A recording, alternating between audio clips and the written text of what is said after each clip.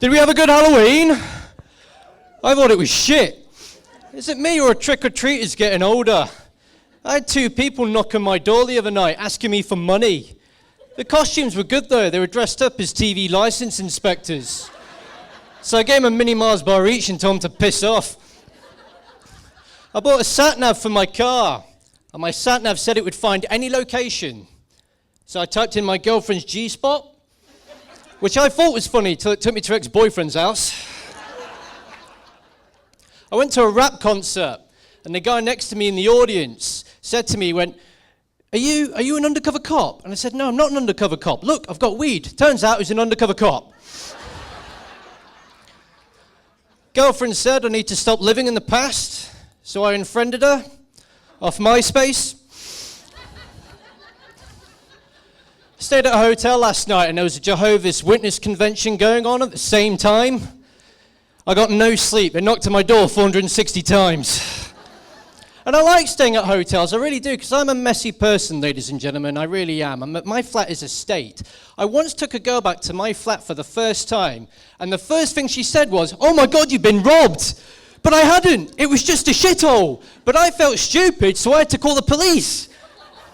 Cops turned up like, what's missing? I was like, my self-respect, my dignity. Oh, my virginity's still here, that's all right. Now, I like staying at hotels, and I stayed at a hotel last night on my own, and I was missing my girlfriend. So my girlfriend sent me a picture of her naked, and at first I was like, hell yeah, and then I realized she wasn't the one holding the camera. It was R. Kelly. No, strap yourselves in, ladies and gentlemen. Now, I like staying at hotels because when people do send dirty messages and dirty text messages, they try and do that to spice up their sex life, don't they? They like spicing up their sex life. My girlfriend tried to spice up our sex life by introducing toys into the bedroom. So she brought a vibrator and I brought Stretch Armstrong and shoved it up my ass. I'm joking, it was a Rubik's Cube. I think my mum, when she was 9 months pregnant with me, used a vibrator. Because for the first 2 years of my life, I had a stutter.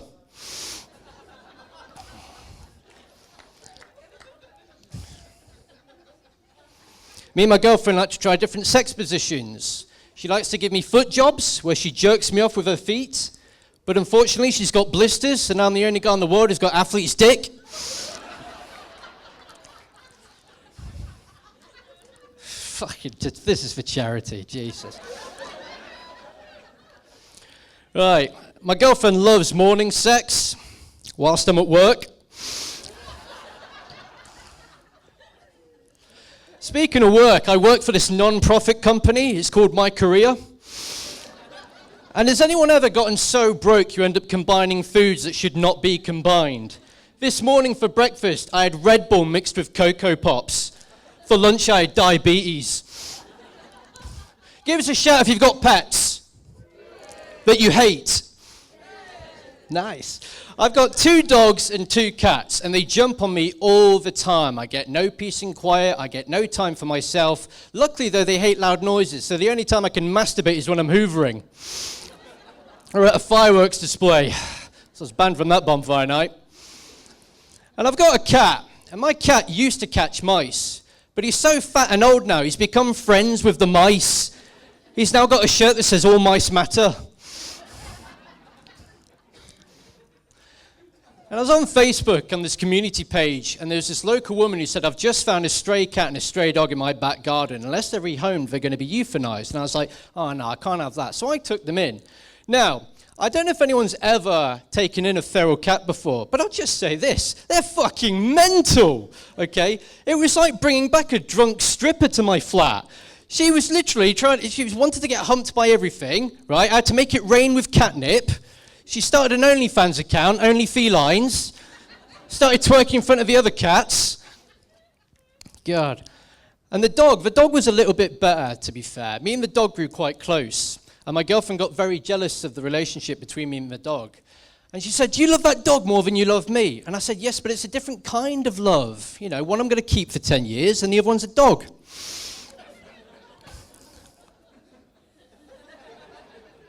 It's weird because she's in the audience. And I took this dog out for a walk, and it got into a fight with another dog. And I was like, oh no, it's very dangerous to break up a fight. And my mate said, next time that happens, what you do is you take your finger and you shove it up the dog's arse. I say mate, I mean homeless person in the street told me this. And he said, if you do that, it will break up the dog fight. And I said, to be fair, mate, if you do that to anyone, that'll break up any fight, won't it? If you're in a bar and two blokes are fighting, and you take your finger and shove it up their arse, they're going to stop fighting. Unless it's a gay bar, in which case I'll start purring. Do you remember when being gay used to be edgy? And now it's kind of overshadowed by like LGBTQ+, by non-binary, by people who identify as whatever. It's kind of old-fashioned now, isn't it, being gay? You go to a gay person now and be like, wait a minute, you're a dude who fucks another dude. Okay, boomer. Anyway, back to me fingering me dog. And,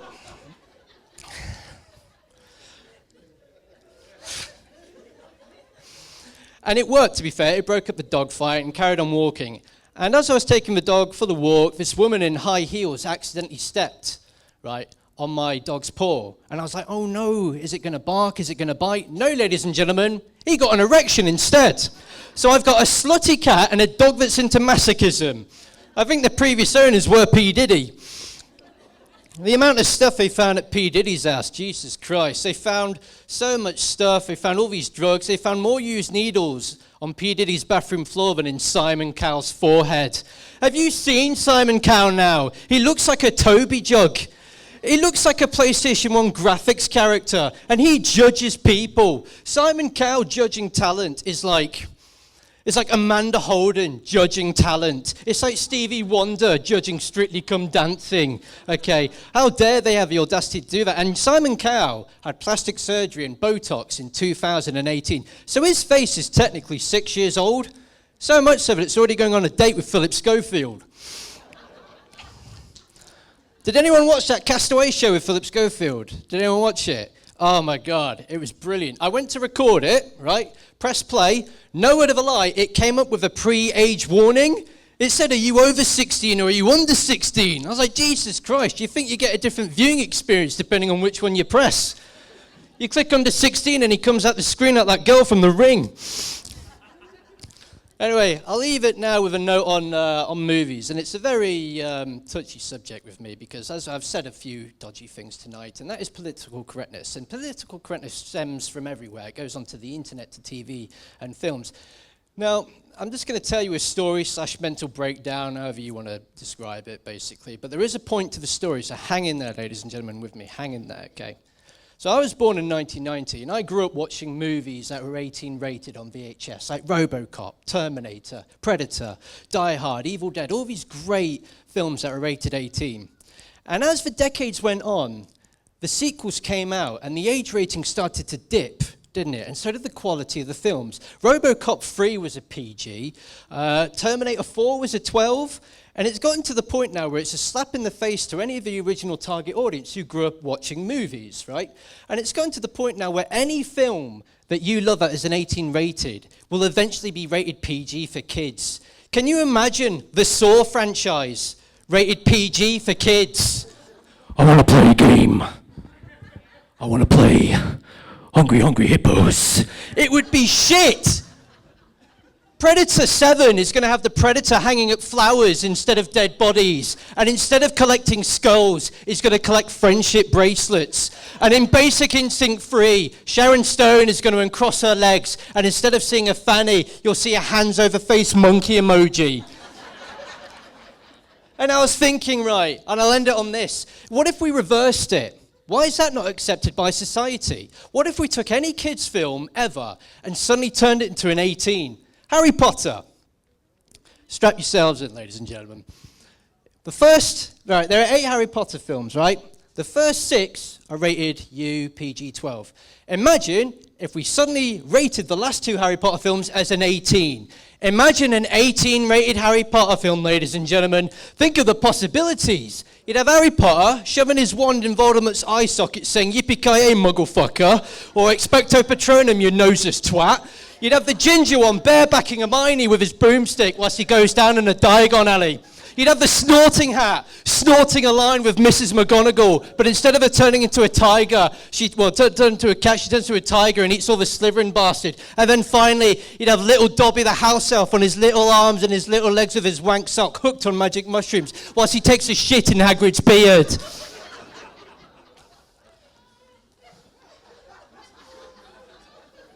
I feel like you're not all behind me on this story. So the next time there is a sequel that is rated anything less than a 15, I'm burning down a cinema in protest. But the point I'm trying to make, ladies and gentlemen, is this. If your dog gets into a fight, don't shove your finger up its arse. Ladies and gentlemen, you've been amazing. Thank you so much. Jack Yallop! Fantastic stuff.